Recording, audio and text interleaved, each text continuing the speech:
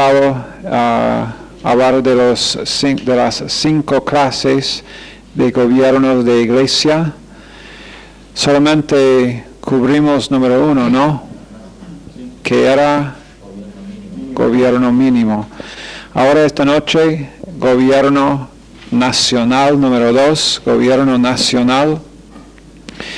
Gobierno nacional es cuando la iglesia está organizada bajo el jefe de Estado.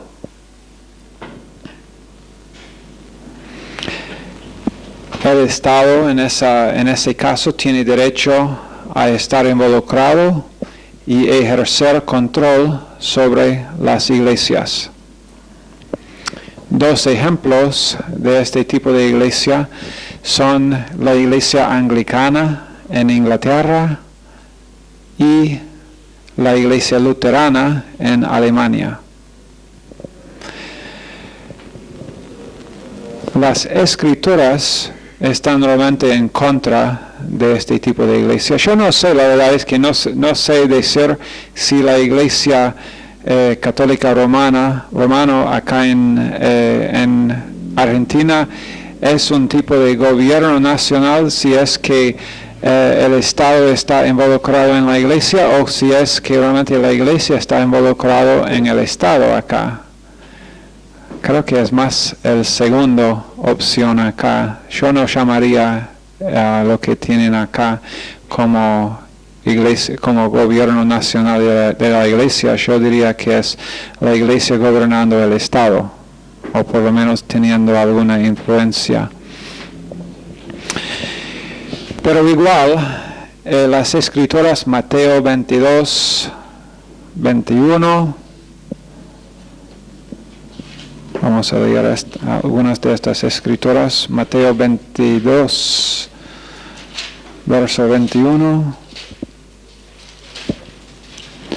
Dice Jesús, dad pues a César lo que es de César y a Dios lo que es de Dios, separando entre sí las 2 cosas.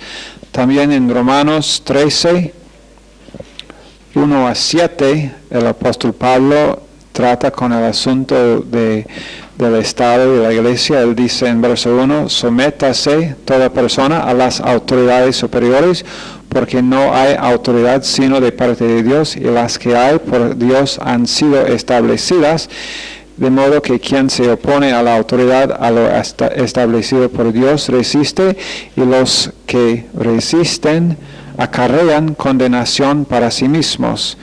Porque los magistrados no están para infundir temor al que hace el bien, sino al malo. ¿Quieres pues no temer la autoridad? Haz lo bueno y tendrás alabanza de ella, porque es servidor de Dios para tu bien. Pero si haces lo malo, teme, porque no en vano lleva la espada, pues es servidor de Dios, vengador para castigar al que hace lo malo. Por lo cual es necesario estarles sujetos, no solamente por razón del castigo, sino también por causa de la conciencia, pues por esto pagáis también los tributos, porque son servidores de Dios, que atienden continuamente a esto mismo. Pagad a todos los que debéis, al que tributo, al que impuesto, al que respeto, y al que honra. Y el hecho de que el gobierno es usado por Dios y la autoridad que hay ha sido dada por Dios, no significa que la iglesia debe ser gobernada por el Estado. También en 1 Pedro 2,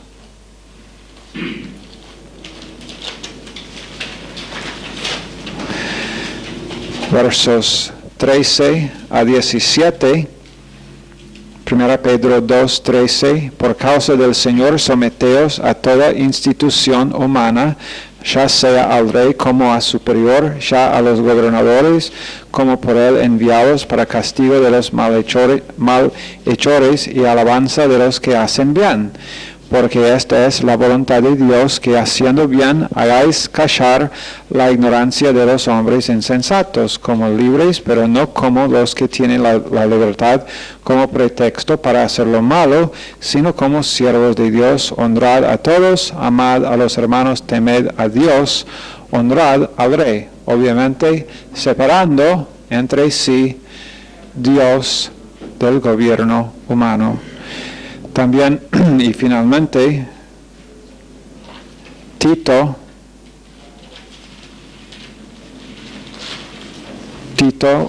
capítulo 3 y en verso 1 dice: recuérdales que se sujeten a los gobernantes y autoridades, que obedezcan, que estén dispuestos a toda buena obra.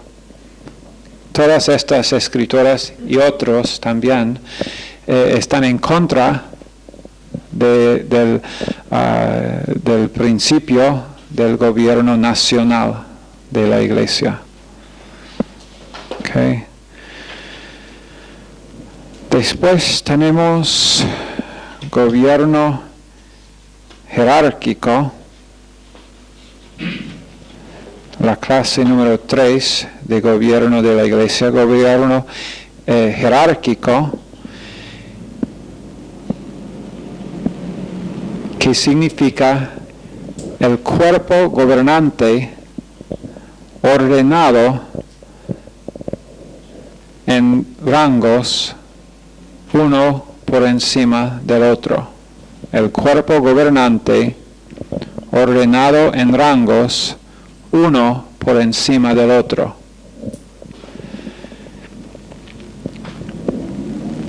Un ejemplo es la iglesia metodista, que tiene ese sistema. La iglesia episcopal también tiene el mismo sistema. Y la iglesia más famosa en todo el mundo que usa ese sistema es la Iglesia Católica Romana. Tiene el cura, y después sobre el cura es ¿quién? El obispo. Sobre el obispo, cardenal, y después papa. Entonces, y este gobierno jerárquico significa que cada uno en esta lista está completamente subordinado a lo que está sobre él, sin poder cuestionar la persona que está sobre él, sin causar graves problemas. El supuesto respaldo que ellos usan son los apóstoles y lo que ellos llaman la línea de sucesión apostólica. La línea de sucesión apostólica que, como saben, usan la Iglesia Católica Romana, usa Pedro y dicen que él era el primer papa, que en ninguna manera era el primer papa. Los papas no comenzaron hasta 200 años después, pero en 2 Timoteo 2:2, uno de los versos que usan, dice esto, 2 Timoteo 2:2, lo que has oído de mí ante muchos testigos, eso es Pablo hablando a Timoteo, lo que has oído de mí ante muchos testigos, esto encarga a hombres fieles que sean idóneos para enseñar también a otros. Pero lo que tenemos acá, tenemos una sucesión acá en este verso, pero la sucesión es sucesión de doctrina, sucesión de enseñanza. No es una sucesión de ordenación apostólica. 1 Pedro, no sé por qué algunos no están escribiendo esto, puede ser en un examen. Sucesión de doctrina y no es sucesión de ordenación.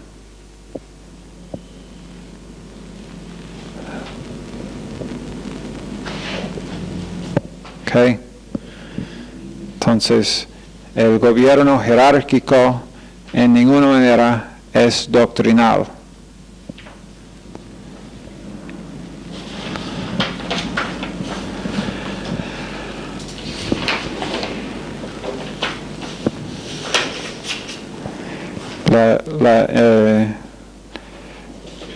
Algunas de las tradiciones que eran establecidas bajo la Iglesia Católica, bajo ese sistema, por ejemplo, la infalibilidad del Papa, eso comenzó con la escuela de Alejandría. ¿Quién se acuerda del semestre pasado qué tipo de enseñanza, para qué tipo de enseñanza fue famoso la escuela de Alejandría? Hay dos opciones, yo he sido por alegórica. Alegórica, enseñanza alegórica. Comenzaron a enseñar o a alegorizar muchas de las enseñanzas de las Escrituras, y lo que pasó durante entonces el tiempo cuando ellos estaban en su, enseñando esto y el otro, después encontraron varias,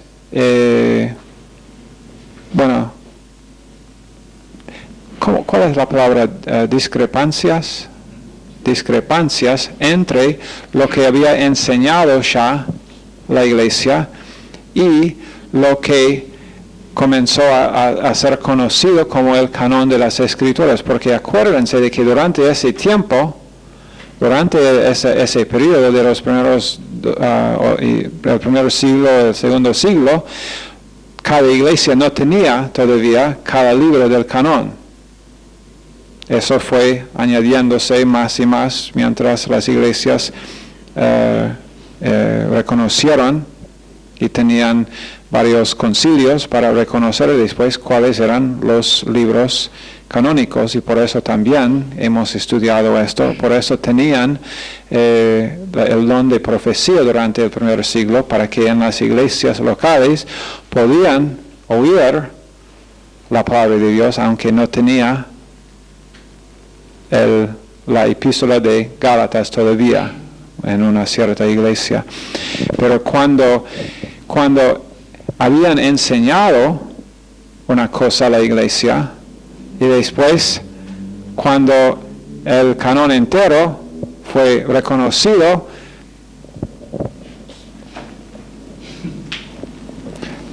parece que algo que enseñamos está mal. ¿Cómo? ¿Algo que nosotros enseñamos está mal? Eso no puede ser, porque si nosotros admitimos que hicimos un error, entonces la gente nunca más nos va a escuchar. Entonces comenzaron tradiciones que tenían valor igual con las Escrituras, porque la verdad es que no podemos apoyar esta posición de las Escrituras, pero ya que nosotros la hemos enseñado antes, sabemos que tiene que ser verdad. O si no, significa que nosotros realmente no estábamos siendo guiados por Dios en ese asunto, y tendríamos que admitir que nosotros tal vez somos menos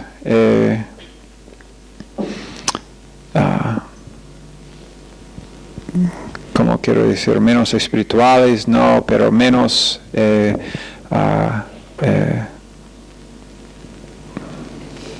conocidos, o menos que nosotros conocemos menos de lo que pensamos nosotros, o que queremos que ustedes piensen por lo menos en las Escrituras, y entonces porque no queremos admitir esto, lo que hemos enseñado es correcto. El hecho de que no lo podemos encontrar en el canon significa que Dios también dio a nosotros algo más para decir. Entonces las tradiciones, y eso es, pero todo esto viene del gobierno jerárquico de una iglesia. Ok, después tenemos el cuarto tipo de gobierno de una iglesia, es gobierno congregacional. Ahora los últimos dos son los dos más comunes en iglesias evangélicas hoy. Gobierno congregacional y gobierno federal, pero primero gobierno congregacional. Gobierno congregacional, la definición más o menos significa que todos los miembros de la iglesia gobiernan, que todos los miembros tienen un voto en la iglesia. Cada miembro tiene un voto, cada miembro decide qué va a pasar, si vamos a en la teoría, bajo ese sistema de gobierno congregacional, si vamos a comprar un nuevo teclado para la iglesia, toda la iglesia tiene que reunirse para votar. Si si nosotros no nos gusta el pastor de la iglesia, podemos reunirnos, llamar una reunión y bueno, somos ¿cuántos? 11 acá. 6 votan echa el pastor, 5 votan, bueno, quedamos con el pastor, pero entonces ya 6-5 se va el pastor. Es una, aunque en la práctica, en las iglesias gobernadas por este sistema congregacional, generalmente lo que pasa es que ellos apuntan por un voto congregacional líderes. Y después esos líderes, porque la verdad es que es muy, muy impráctico, como pueden ver, que toda la iglesia vote por cada decisión que va a tomar. ¿Cuántos folletos debemos comprar ahí en la imprenta este mes? Y bueno, Karen me dice, necesitamos folletos ahora porque ya olvidé y ya no tenemos. Bueno, no podemos comprarlos porque tenemos que esperar a la próxima reunión de toda la iglesia y después en esa reunión tenemos que anunciar que la semana que viene tienen que venir todos para votar. Y todos los que vienen en ese culto voten acerca de cuántos folletos debemos comprar.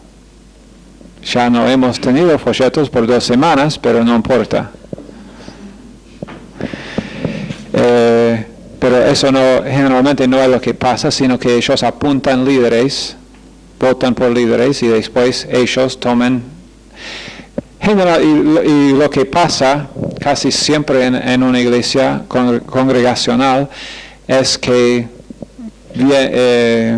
hay algunas discusiones después acerca de líderes que tomen decisiones que no deben. Bueno, sí, está bien que ustedes tomaron la decisión acerca de cuántos folletos debe comprar la iglesia, pero deberían haber dejado la decisión acerca de comprar una nueva impresora para la reunión. Pero también el gobierno congregacional tiene algunas cosas en su favor. Número 1, es que cada iglesia local, eso es número 2. El número 1 es los miembros gobiernan. Número 2 es que cada iglesia local es autónoma. Cada iglesia local es autónoma. Entonces no hay una organización sobre la iglesia que manda lo que la iglesia va a hacer.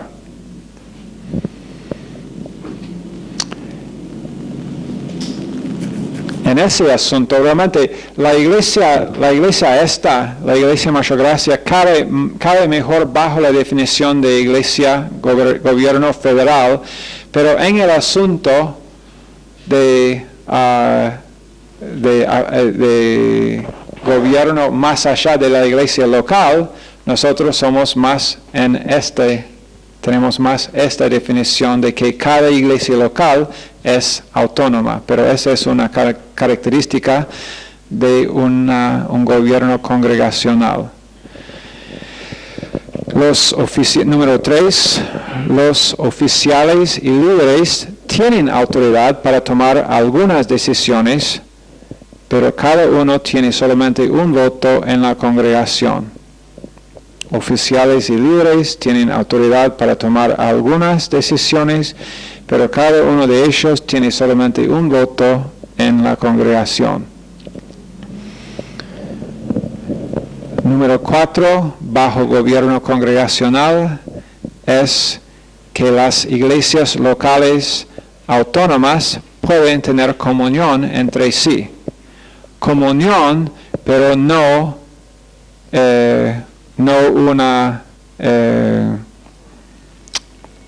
una sumisión a otra iglesia.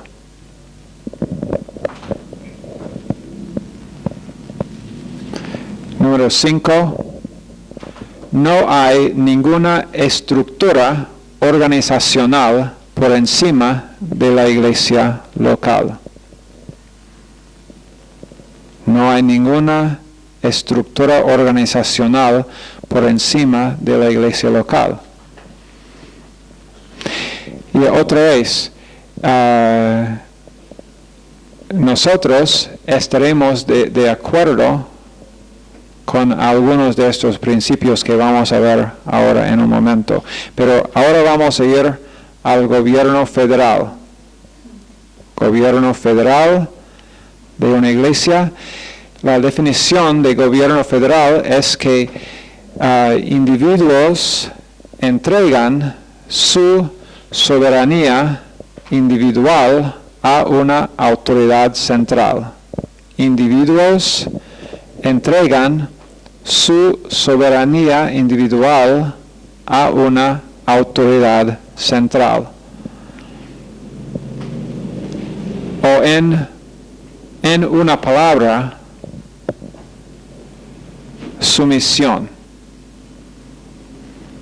Sumisión.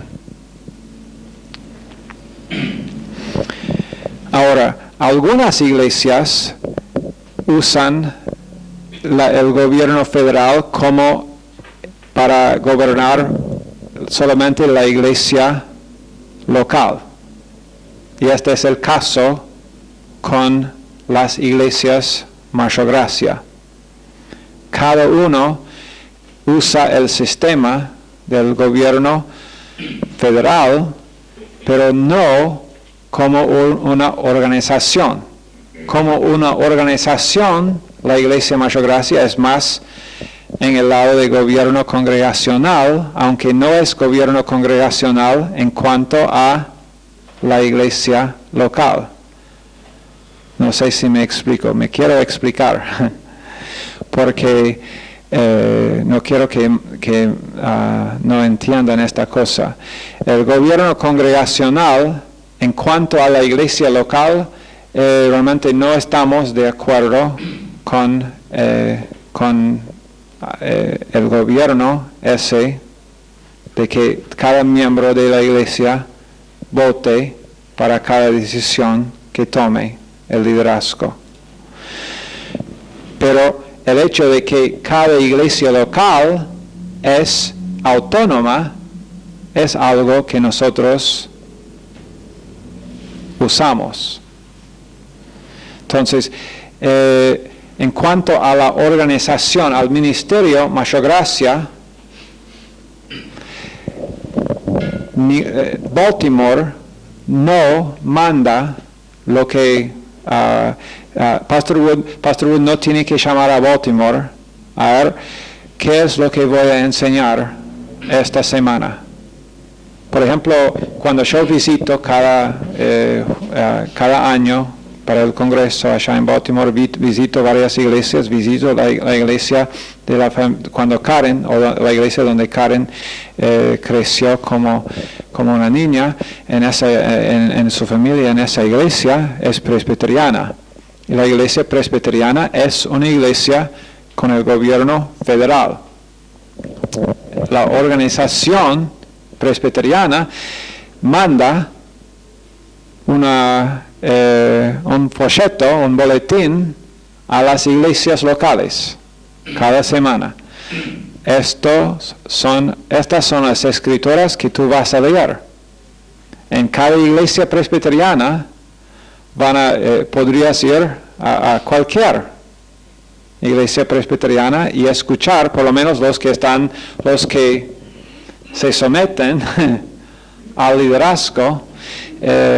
Entonces vas a oír leídos las mismas escrituras, los mismos versos, el mensaje, lo que va. Aunque en algunos casos dentro de esa organización hay algunas iglesias, depende del pastor, que van a desviar un poquito aquí o allá. Nosotros la verdad es que cuando hemos ido los últimos 2 años, o 3 ahora, hemos encontrado allá en esa iglesia presbiteriana un pastor quien es bastante incomún entre esa denominación, que nos ha dado tiempo y aún él no predica, sino que me deja a mí predicar, que es insólito en una iglesia presbiteriana. Eso. El primer pastor tuvo hace algunos años, cuando fuimos, ellos tenían en su boletín un minuto para misiones. Se llama el minuto para misiones. Pero yo pensaba, bueno, el minuto para misiones es el tiempo para misiones. No, era 60 segundos. Él tenía el micrófono, yo estaba aquí, él estaba aquí. No estoy mintiendo. Eso no es una exageración, ni mentira. Es exactamente lo que pasó. Minuto. Pero, ¿por qué están bajo ese gobierno federal? Pero y la iglesia también, la iglesia reformada, es otra iglesia que usa ese gobierno. Y otra vez, yo diría que en las iglesias, en esta iglesia, Mayor Gracia, el gobierno local de esta iglesia es federal, con el asunto siendo sumisión al pastor maestro de cada iglesia local. Pero después hay no sé, creo que en todas, pero por lo menos en la gran mayoría de los casos de una iglesia Mayor Gracia, hay una sumisión voluntaria a Baltimore, una afiliación voluntaria a Baltimore, pero no es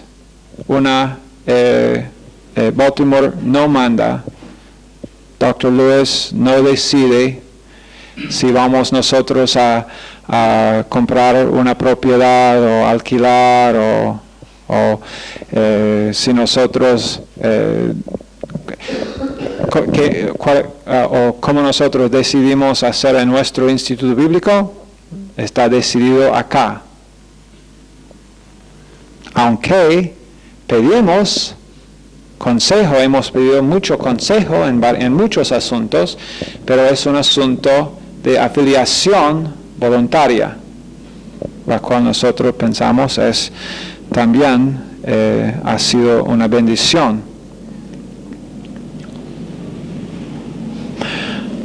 Ok. Ahora quiero leer lo que escribió señor Riley sobre algunos de estos asuntos. Número 1, en cuanto y por qué nosotros creemos lo que creemos sobre este asunto. La verdad es que el señor Riley, creo yo, está más a favor o creo que no a favor, aunque creo que él ha tenido experiencia bajo gobierno congregacional, por lo cual, y él no condena, la verdad es que él no condena ninguno de estos tipos de gobierno, y no es su propósito acá decidir cuál es mejor o cuál es peor. Pero lo que él escribió acá bajo gobierno federal, en página 471, cuando dice apoyo, y número 1, liderazgo. Indiscutiblemente, los líderes ocupan un lugar prominente en el cuadro del gobierno de la Iglesia en el Nuevo Testamento. Se ve claramente que estos parecen tener una posición de responsabilidad que no les requiere dar cuenta de todo asunto a los miembros de la Iglesia. En Hebreos 13:17 se les ordena a los miembros que se sometan a sus líderes. Es requerido. También en Efesios 4 dice que sin someterse a tu pastor maestro, al pastor maestro que Dios ha dado para ti, que tú no serás equipado, no llegarás a madurez espiritual porque el pastor maestro es para esto. Y después que todos los santos participen en la obra del ministerio. Dice, así la autoridad se les da a los líderes, no a los miembros. Por cierto, el liderazgo no es dictadura. Hay ejemplos de liderazgo donde han mal usado su autoridad y han llegado a ser como dictador. Pero el hecho de que alguien mal usa su autoridad en ninguna manera abroga el hecho de que Dios ha dado esa autoridad y para después ser obedecida. Es liderazgo y un liderazgo ante el cual los miembros son responsables, absolutamente responsables. En Hebreos, quiero leer otro verso acá en Hebreos, creo que también está en Hebreos 13.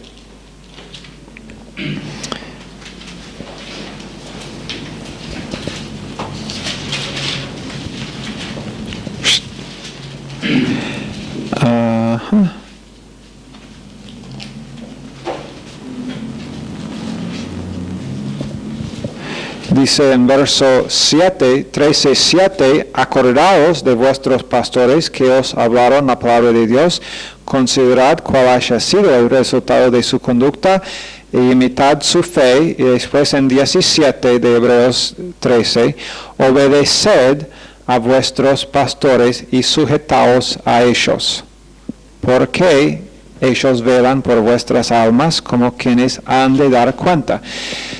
El pastor tuyo tiene que dar cuenta por ti. Entonces, él es responsable y tú también eres responsable a someterte a él. No, nadie, Jesús, cuando Jesús dijo al centurión que quería que Jesús sanara a su siervo, y Jesús dijo, voy a ir a tu casa, y ese centurión dijo, no tienes que venir a mi casa, di solamente la palabra y mi siervo será sanado. Y Jesús dijo, qué grande es tu fe. Pero ese hombre dijo, no es nada. Yo soy un hombre bajo autoridad, y porque estoy bajo autoridad, tengo autoridad.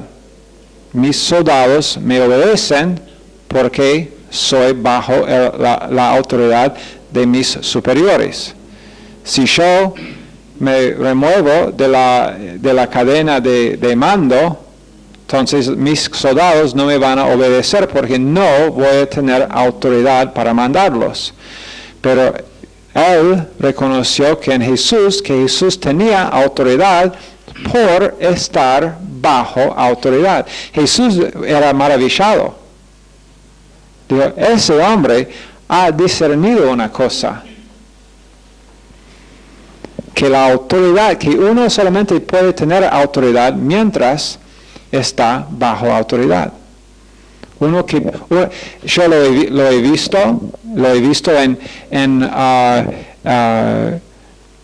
hombres jóvenes en un club bíblico, enseñando niños de 7 años en un club bíblico. Uno, bajo autoridad, ¿sabe lo que va a pasar en su clase? Si uno realmente es bajo la autoridad, digamos que hay uno, digamos que Martín Rodríguez es el líder, nosotros lo apuntamos a él como ser el líder y establecer un club bíblico acá en Rosario, en algún lugar. Y él lo organiza y él tiene toda la autoridad delegada a él como para ser líder en ese club bíblico. Y lo organiza Gustavo, es uno de los maestros, Martín Sardá, Mariela, Damián. 3 de ellos se someten perfectamente a Martín. Cuando Martín dice, Martín Sardá, yo quiero que, pienso que necesitas hacer esto para mejorar un poquito en tu clase. Martín, bien, perfecto, eso es lo que voy a hacer. Si eso es lo que tú quieres, lo hago. Damián Martínez también, cuando Martín Rodríguez le dice, Damián, tienes que mejorar en esta forma. No problem, dice Damián, porque habla inglés.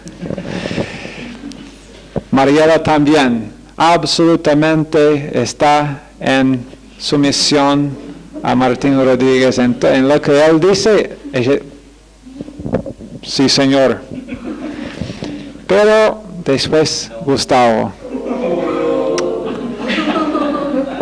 Gustavo dice, cuando Martín dice, Gustavo, tú hoy con tu clase, en vez de ir al lugar donde normalmente estás, debes ir ahí en ese otro edificio. Y Gustavo dice, pero yo no veo porque nosotros no podemos ir para allá. Es más cómodo allá, me gusta más allá. Pero la verdad es que creo que sería mejor hoy. No. Y si lo hace, y la verdad es que aún peor si él lo hace en frente de los niños, pero te digo algo, aún si él no lo hace, porque es un asunto sobrenatural, es sobrenatural, estar bajo o no estar bajo autoridad. Y si él no se somete otra vez, ¿qué es obediencia? Obediencia es haciendo lo que estás dicho, y aun cuando no te gusta, aun cuando no es algo que tú prefieres. Y también si Martín, en ese caso si Martín Rodríguez dice, no, la verdad es que Gustavo, creo que hoy sería mejor para allá. Gustavo, que había pensado de otro modo, dice, ¿sabes qué? Yo también estoy de acuerdo, será mejor que vamos para allá. Aunque 5 segundos antes, solamente su pensamiento natural era, no, será mejor lo que yo quiero hacer. Pero cuando él escucha, Él dice, ok, no, será mejor lo que él diga. Y realmente ese es su pensamiento, su confesión y su pensamiento es que no, será mejor someter. Y estoy de acuerdo. ¿Tú piensas que debo ir para allá?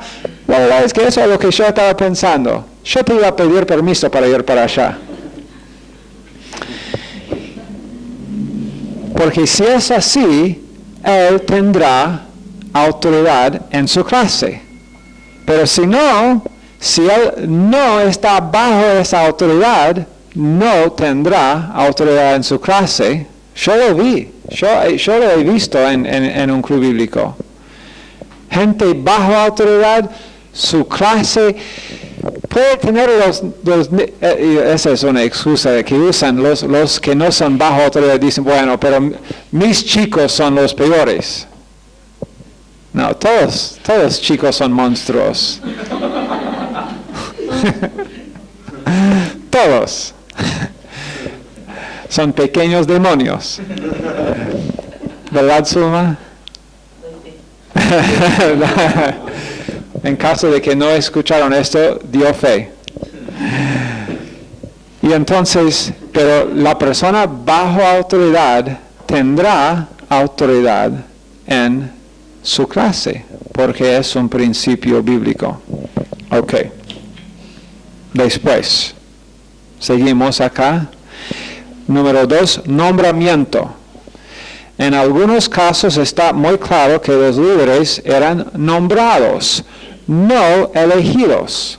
Por ejemplo, esos dos casos son muy importantes para este entendimiento. Hechos 14, 23, que dice,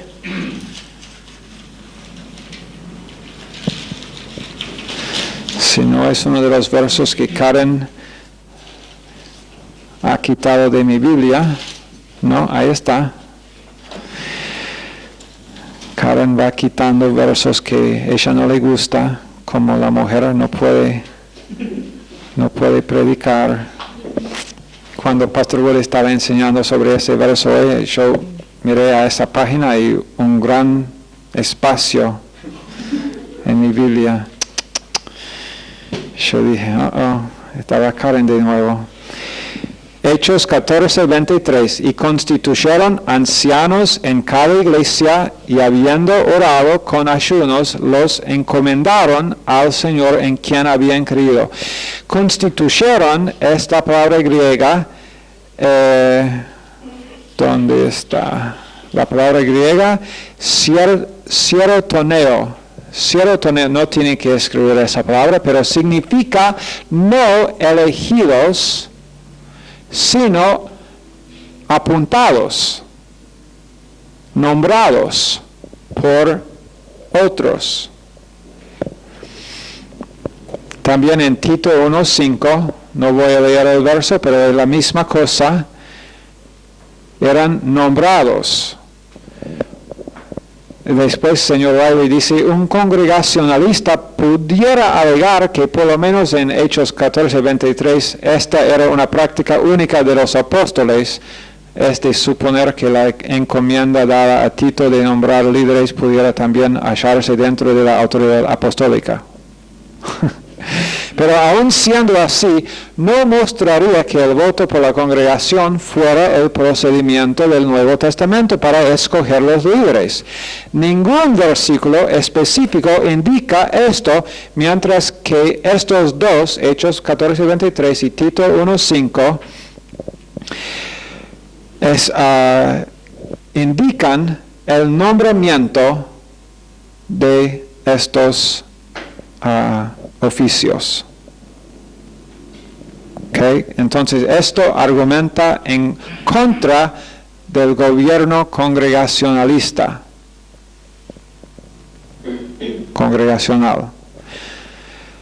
Okay. Después dice disciplina, aunque porque los que creen en el gobierno congregacional dicen que la disciplina de la iglesia es para todos los miembros de la iglesia, que todos se involucran. Y hay versos que indican que todos están involucrados, pero lo que dice acá es que aunque toda la congregación estaba definitivamente involucrada en los problemas de la disciplina, los líderes daban instrucciones respecto a lo que se debía hacer en 1 Corintios 5 y en 1 Timoteo 5:20.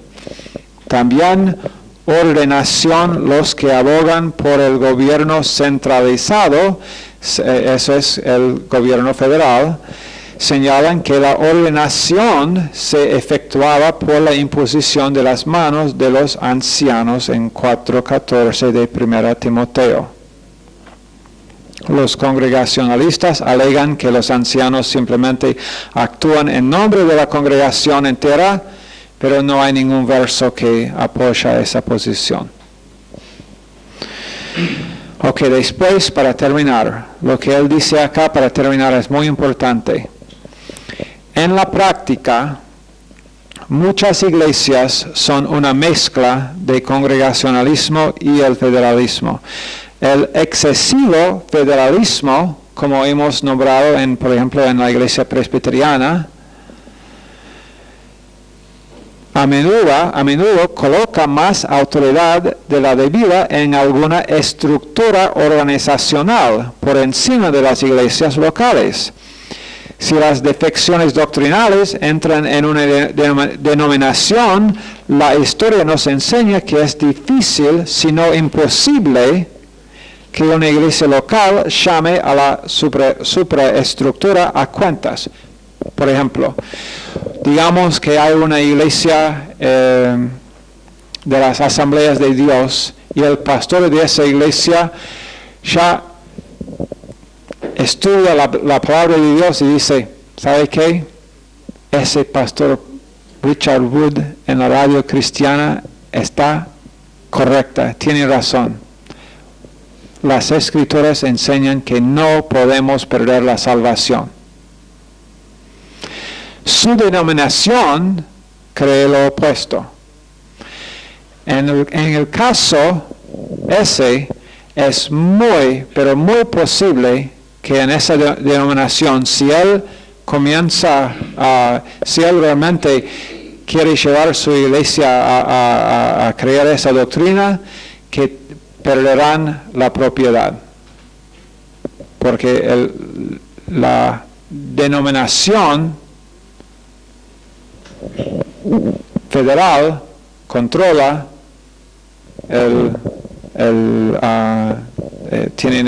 cuando escriben la constitución de la iglesia, el gobierno o la infraestructura de la organización puede decir, bueno, si tú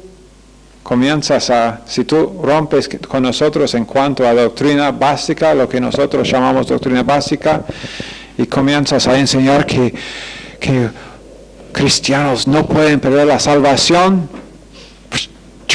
ya, y nosotros vamos a venir y tomar la propiedad. Puede ser. Ok, después él dice, el exceso de congregacionalismo, en cambio, falla en cuanto a sacar provecho de los dones del liderazgo, porque no cada uno es igual. También permite que creyentes inmaduros y carnales tengan tanta voz como los demás, lo que no debe ser. Obvio, eso es, la verdad es que es bastante obvio. Uno quien es recién salvo, que entra a la iglesia, no sabe, es un bebé espiritual. Pero en el gobierno congregacional tiene ese hombre o mujer tanta voz como cualquier otro. Y realmente, digamos que la iglesia en el día de Pentecostés fue añadido, ¿cuántas personas en ese día? 3,000. Y bueno, 3,000 que no saben, solamente soy salvo, sí. Y bueno, tenemos una congregación ahora, ellos 3,000 votan por algo y los otros 50 dicen, oh, bueno, supongo que tenemos que obedecer lo que ellos digan. Dice después, en este debate algunas cosas están claras. La iglesia y el gobierno romano estaban separados. No había ninguna iglesia nacional en los tiempos del Nuevo Testamento. La iglesia jerárquica fue un desarrollo postbíblico. La iglesia primitiva sí tenía una estructura gubernamental. Las iglesias locales, aunque tenían comunión y cooperaban las unas con las otras, no estaban conectadas organizacionalmente. La congregación estaba involucrada en algunos asuntos, pero los líderes tomaban las riendas en otros asuntos. El cuadro del Nuevo Testamento parece incluir una mezcla, dice, de gobierno congregacional y federal, limitado al nivel local. Yo diría que más bien federal, con algunas características del gobierno congregacional. Ok, Señor, bendice esta clase a cada estudiante, bendice esta iglesia y este instituto, en gran manera pedimos, en el nombre de Jesús te necesitamos, Padre. Amén.